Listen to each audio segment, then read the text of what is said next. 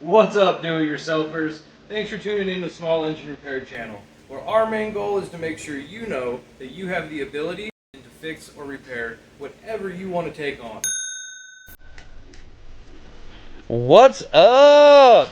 Welcome to this episode of Small Engine Repair Channel. Today we have a Cub 8500 generator. And, you know, this is going to apply to pretty much any generator with a Honda GX series engine. Yes, this is a Honda GX 390, but these Honda GXs, they're just bigger the more CC you go, in my opinion, and they're all kind of the same. First off, this oil was way low. That's definitely a big no-no. And so we will top it off here before doing any testing at all. So these are what they call a dummy-proof system, guys. You basically cannot overfill them unless you tilt the machine up, but the oil will ooze right off the side of the fill hole if it is over full. So as you can see, it's our first test here. We are not getting nothing, so that's not good. We're going to move right on to, if you've watched this channel before, the all-in-one spark and compression test. So first we're going to remove the air filter cover. You see how those snap clips come off? I forgot to get a clip of putting it back on at the very end, so just pay attention to that. Air filter comes out, and then I'm going to grab the good old gasoline in a pump can,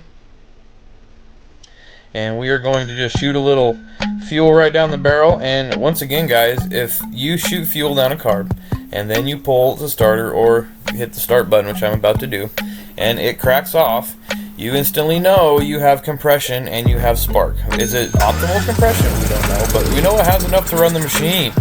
So that's a good all-in-one test. If you've watched this channel before, like I said, you know. So we're going to move on next. We are going to actually check the fuel in the tank next. I just want to make sure it does have gas in it. You don't want to be that guy. And also, I'm kind of looking for moisture here too. Moisture will separate from gasoline. It's pretty easy to tell when there's moisture in the bottom of a tank. It has a big bubble, or you can see a big bubble in the bottom of it. So we're going to move straight into disassembly here, and this is pretty obvious on this kind of stuff, guys. I believe it's an 8mm socket on this. The two main nuts that hold the carburetor to the intake or to the engine block are 10mm, so you do have to remove. This is what they call a 3-piece air filter system, and there is a, can't remember if it's an 8 or a 10mm nut on the back side of this housing as well. So we will keep going here. And the voiceovers on this one, guys, I'm probably only going to cut into about half this week, because assembly, there's really not much to explain. I'm explaining disassembly here. There's that stud I was talking about with the nut on the back side of that air filter cover that you got to get or it won't come off. So we're just pulling PVC breathers here, emissions canister stuff, and we're going to go ahead and move the carb now. First is the fuel line. We're going to pull that line off. It just comes off with a spring clamp, and then I use 90 degrees needle nose pliers to pry it around the barb fitting. We're not going to drain the fuel out of it yet. I'm going to go ahead and wait till the carb's removed. So, undo the governor linkage rod there. It just pops out. Nothing real crucial there. These and the anti-backfire switch, also the main jet in these carburetors, or just a Phillips head. Sometimes you do have to use a impact screwdriver to get those out. In this circumstance, we did not. So keep in mind, impacts may be required during that. So this will also drain the fuel out of the bottom of the carb. That's why I put that little catch down there, as you guys see, so I didn't get my bench all just saturated. And now we are ready to disassembly. If you guys have questions on this carburetor or anything related to these carburetors at all, go ahead and leave me a comment. I'll try to answer it as best as possible. But it is hard to fix stuff over the internet. I've had a couple people try to ask me questions as far as fixing their stuff in the comments, and it's kind of hard to diagnose online. So, but if you got a specific question you need answered, I'll definitely try my best. So this is, we're just pulling the main nut off the bottom of the bowl, and that'll actually let us pull the bowl off. You can see it's just full of green gunk. It's got a green tint to it. And after ultrasonic cleaning, if you guys rewind back to here, you can compare to the whole color difference in that. So here's what I was talking about with that water contamination inspection. All I'm doing is looking for a little bit of water separation in the bottom of this bucket here. I'm smelling the fuel as well. It smells like gasoline. It doesn't smell old or fermented to me. I've smelled lots. You can see that stuff looks pretty good. So we're going to keep moving on to carburetor disassembly. I'm going to go ahead and pull the bowl here. If you guys watched other videos on this channel, you know how this is. So I'm going to go ahead and stop this voiceover and just let you guys watch this for a minute, and I will pick up on anywhere I feel necessary. So thanks again for watching, guys. The ultrasonic setup, yeah, let me know if you got questions on that. But we basically just use dish soap and water. So thanks again for watching, and yeah, we'll talk to you soon.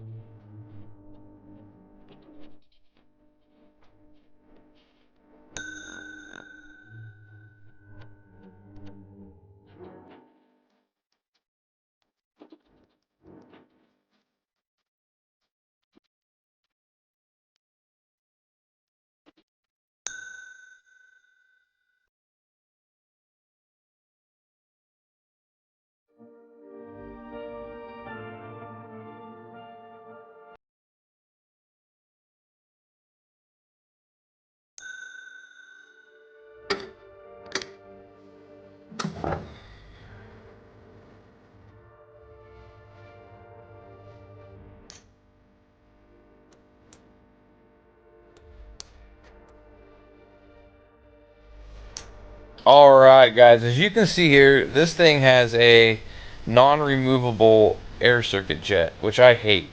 They cause a surge and they're hard to get clean when they're even in there, so making one non-serviceable in my opinion is just not even the greatest. So what you want to do is where that jet comes out in the back of the carburetor, when this thing's all done, I don't know if I really show it or not, but there is a small little hole in the venturi that basically allows to blow that out, so just keep that in mind, and I'll shut up now.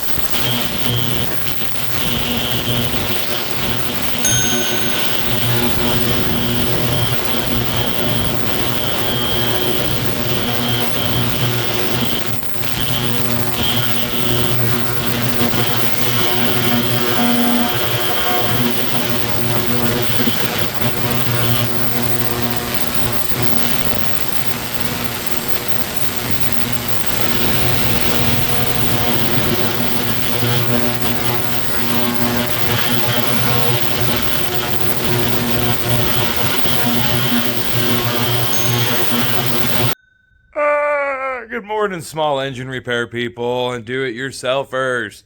Hey guys, I messed up last night in this video, so I figured I'd do something like this. I forgot to take the carburetor out of the ultrasonic tank. Done that I don't know how many times now. So we're going to show you guys what it looks like that. This one didn't turn out too bad. Let me put this lid down. So I'm working one-handed here.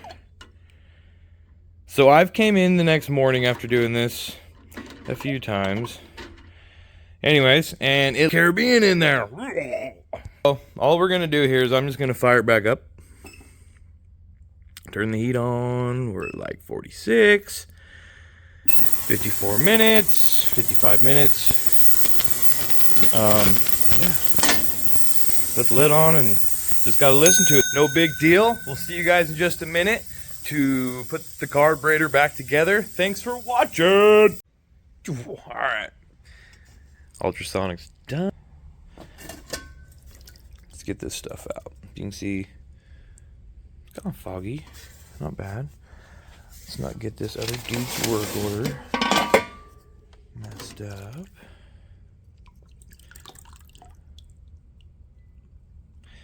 And we will have to go back to tripod mode here in a minute for guys and voiceover and all that, but figured I'd just give you a breakdown on what this stuff looks like. Still gonna need to clean up this float a little bit. And then I shouldn't even done that. That was dumb.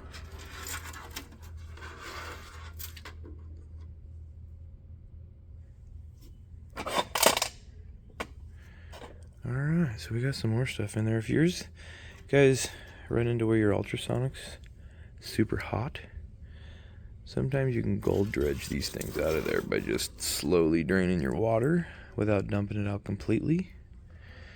That's a corny ass tip for the day. Alright, now that we got our tray lid, let's see how this works.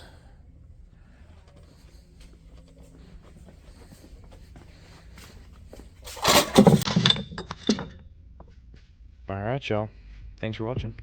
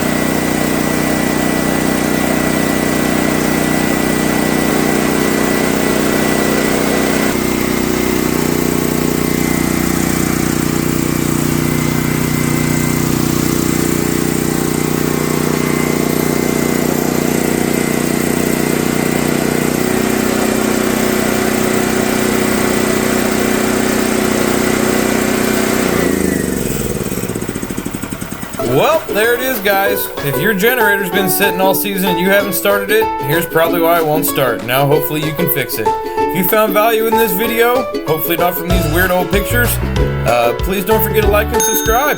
We'll catch you on the next one. Thanks.